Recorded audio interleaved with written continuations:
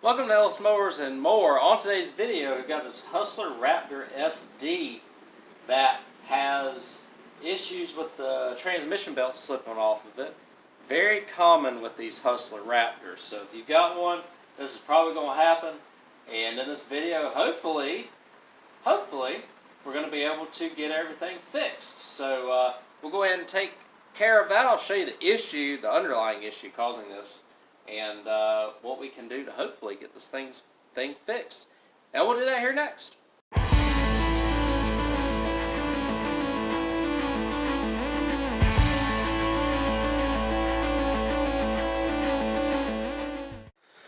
So here it is. This is a Hustler Raptor SD. It's got the Kawasaki V-twin on it. I believe it's a 48-inch cut it is.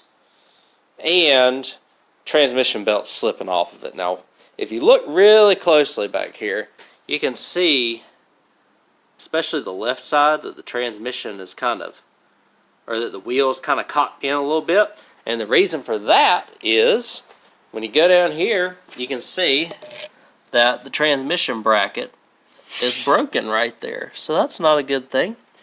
Luckily, Hustler was smart, from what I can tell, and they made these brackets so that you can remove them and replace them. And we have replacement brackets here already, and so that's very nice, and we're going to do that on both sides, actually. So just to make sure everything's good. Now the one, we'll take the wheel off, but this one right here is starting to split. But if I take a jack, I can actually move this transmission up and down, so that's not a good thing that I'm able to do that. So yeah, so what I'm going to do is we'll start on the left side here. I'm going to remove the wheel, show you what we've got to do in order to get this bracket situation fixed. My dad, he has a very similar mower to this, and in his journey to try and get his fixed, he fabricated,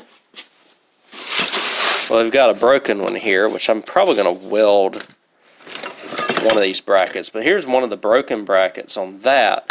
He actually welded and reinforced brackets here, so we're going to put those on this mower because he was able to fix his himself and didn't need these. So get that resolved, and then we've got new rear brackets right here as well, so that's really good.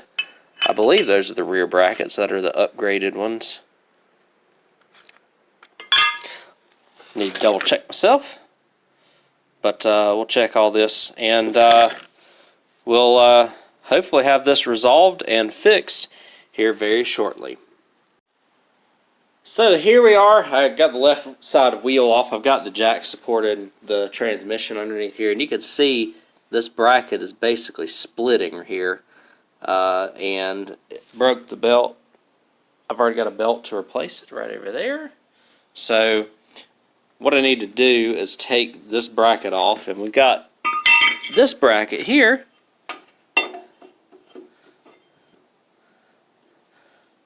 So we'll put this one on. Pretty easy to do. It's just two bolts here. I believe they're 9/16. These are halves that are hooked to the transmission. And we'll swap this out, put this on, and hopefully be done. I believe Hustler makes a bracket kit for this, so it's just a matter of unbolting a few things and you should be good. The rear bracket, I misspoke with those other brackets there. I don't have rear brackets, but I'm just going to take this one and weld it back wherever it is on this, there, and weld it back. So because these right here, with them being reinforced, are going to be a lot better and a lot nicer and be able to hold up a lot better than what this was. This is a huge weak point on these. I don't know why they do this. They just were not built very well in terms of the bracketry on both the front and the rear of these transmissions. Again, 2 9/16 half-inch bolts with nuts on the bottom gets all of this off. Alright, so I got the left side bracket on. I'll tell you what, you got to have some small hands to get up in there to put these nuts on the back of this frame here, because they're back up underneath the lip here, and I kind of just whittled my way underneath here to get there, so if that helps y'all out any. But it's just those two 9/16 nut on the back, 1/2 inch with a 1/2 inch nut on the bottom. I've changed these out, so we're good there, and I just need to put that bracket back, or weld this bracket back right here on the back side of this transmission, and this side should be good. It shouldn't be leaned over anything anymore. So I'm going to put this tire on and do the other side with the bracket, and then after that we'll put a new transmission drive belt on it as well, check everything there, and then we should basically be done after that. So please pardon my welding skills. I just have a basic welder here, but I did weld the bracket down there on the bottom. It does not look pretty, but it's hot. It got joined together and it should work. So it's not moving whenever I jack it up. So I did put support on this transmission whenever I did this, and so that it did that, and then it looks like this tire is a lot better. This tire doesn't really look bent in any. I actually pulled the wheel off and checked the brackets. That bracket looks good there for now, and then this bracket here where the transmission bolts in to the rear looks fine as well, so might not even worry about that. Now in terms of getting the new transmission belt on here, what you've got to do is you've got to come under here, and I don't think you have to pull the PTO clutch or anything. Looks like you've got to pull the bracket. There's 2 bolts here for this PTO bracket that it looks like you got to take off so that you can get everything around. You've got your spring here that you've got to get off as well. Your tension spring, which is fun to put back on because that right there is the hole was not wide enough for, or the spring is not wide enough to fit over the bolt right there. So that's interesting. And then it just goes around your drive pulleys and stuff like that. I'll show you what the routing is. Of course, it goes around your transmission over here, and then the transmission on the right side, and you just got to make sure that the alignment and everything is good on everything, and you should be good. So yeah, those 2 bolts right there to pull this bracket off should allow us to get everything around without really having to do anything else, except maybe pull the plug for the PTO clutch, which it looks like we're going to have to do that. You could either do that right here at the clutch, or you could do it, which I recommend doing it up above and feeding it down, or feeding it down so that you can get it around, because doing it right here sometimes will cause it to have issues and not plug back in properly. But this actually might be the easiest route for this, to unplug it at the PTO clutch, because it kind of looks like it comes up through the engine right there, and it may not actually have a pigtail, or does it? Way down under there. So actually, under the PTO clutch is probably your best bet to get that off, and then we'll put the drive belt on. So we've got a new bracket over here. We've welded the bracket right here, and the right side looks good. So I apologize, this is a little bit hard to film, but I wanted to show you what we have here. And if we get up under here, I'll show you the routing for this. So the 2 bolts I took off for the bracket here, as you can see, one of them is an engine mounting bolt, the other one just has a nut underneath it that you kind of have to make sure that you can access it from the top with a 9/16 inch wrench, and then on the bottom just a 9/16 socket. We've got the new belt in. This is a Hustler OEM belt on here, and we've got it routed so it goes from this left transmission pulley to the crankshaft pulley to this tensioner pulley to the right transmission pulley. Now, one thing that was a little bit loose when I started working on this was the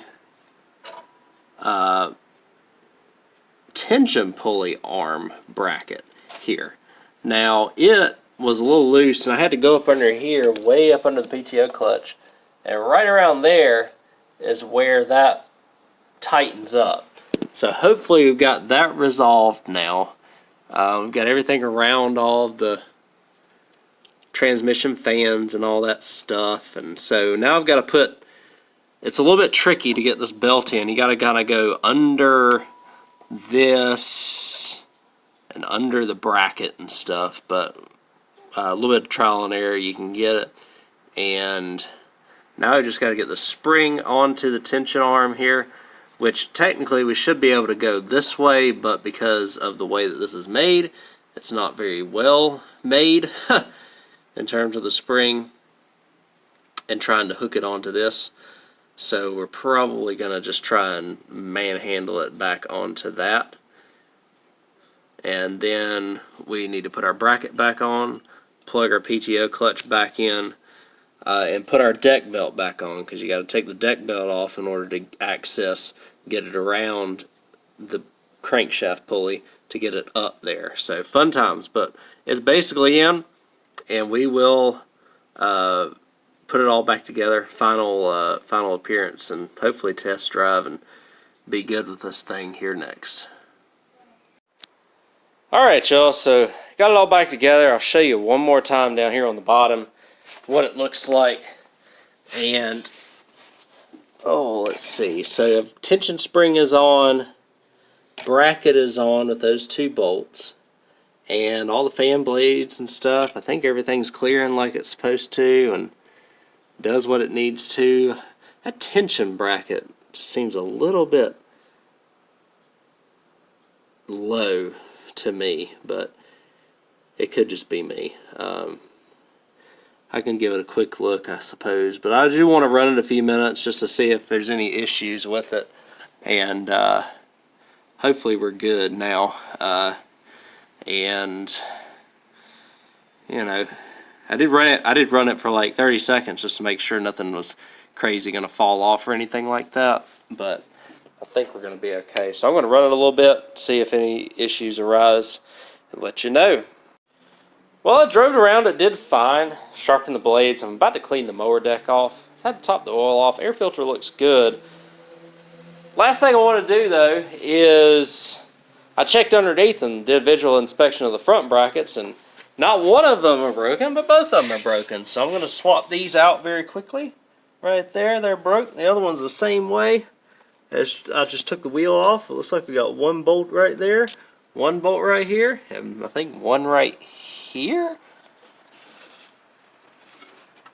Yep. So we're gonna take those 3 bolts off, put these brackets on, put the brackets on that I got, and since I've got good ones, I may just need to keep a set of these here. This is only like maybe the second one that's come in that's had bracket issues. I don't know if I filmed the other one that I had that had bracket issues. But we'll get those swapped out. Like I said, this one looks good. This one back here looks fine. So it looks like the left side was beat pretty bad. This side not too bad. I know this thing has been used and abused pretty good from what my understanding is. So this should not be happening with 187 hours though. So we'll get these brackets swapped, and we will, and maybe a 4th bolt up here too, I'll let y'all know, and hopefully be done with this thing after that. Alright, so we've got everything is done now, and I'll show you each side, because each side's a little bit different in the way that the brackets bolt up. So let's get up under here. So you see I got the new brackets on. If we go up in here, you can see that it bolts in right there on the front part of this rail, and then I don't know if I can get my camera up in there, but it bolts right here. And just make sure, you know, it's either the inside hole or the outside hole, because there are 2 different holes for each end of the bracket depending on what side it's on. And then the other side, let's get over here so I can show you all that. A little bit different. It goes on the back side of that cross member as opposed to the front side. So you've got that bolt right there. This bolt, you can see it goes the opposite direction. Instead of coming down in the front, it comes down in the back. And then if we look up top here, it bolts to the back part of the cross member as opposed to the front. So same bracket, just a little bit different way of mounting it. So we ended up having 4 of 6 brackets broken on this. I have driven it around some already, but that was before I fixed the front brackets. So now this thing should be fully secured, ready to go. After I get the wheels and tires on it, I'm going to blow off the mower deck, get some of this loose grass and stuff off of it that cakes up over time, and then I'll give y'all a drive around before we finish this video up. Alright, so we're about ready. I forgot to blow off the deck, but I'll do that in a second. Show you the belt working like it's supposed to up under here.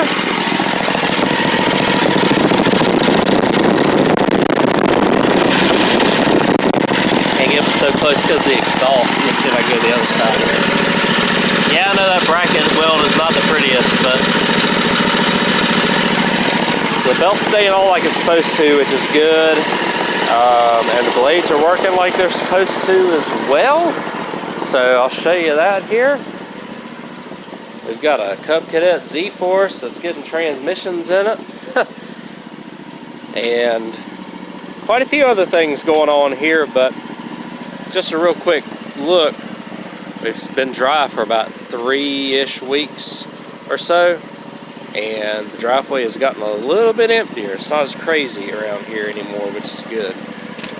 This is the last quick repair that I've got to do. I've got a couple of big projects like that. I think I got to put an engine in, and that needs a complete overhaul for customers. That we're going to be doing that after I get back from vacation, trying to knock all this stuff out before vacation. Show you this right here.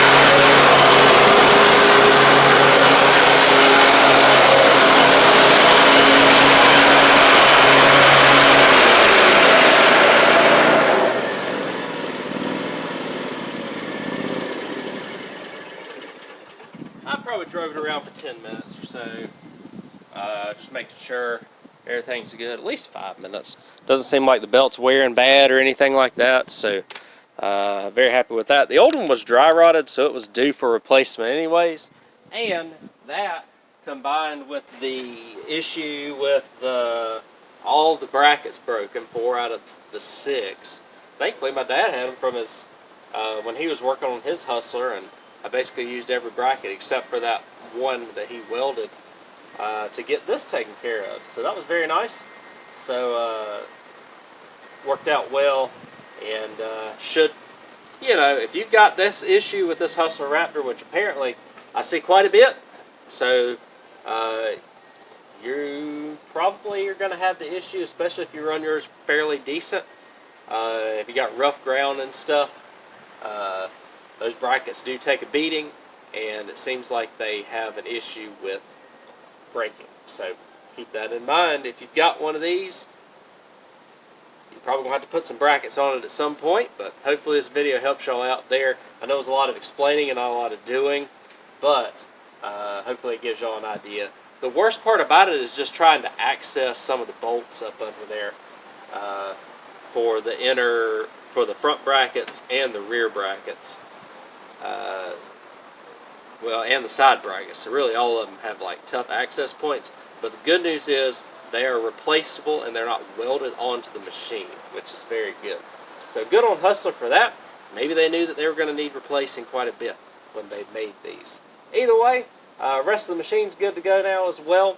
I'll let the guy know that it's ready to go so he can pick it up. And I really do appreciate y'all watching. Thank y'all again very much. We're getting into the slower part of the season now, thankfully. June and July were very intense, is what I like to say. A lot of heat, a lot of rain, and a lot of grass growing, and a lot of stuff breaking. So it's just the way that it is sometimes. Thank y'all again very much. We got this Hustler back going. And I'll catch y'all on the next video.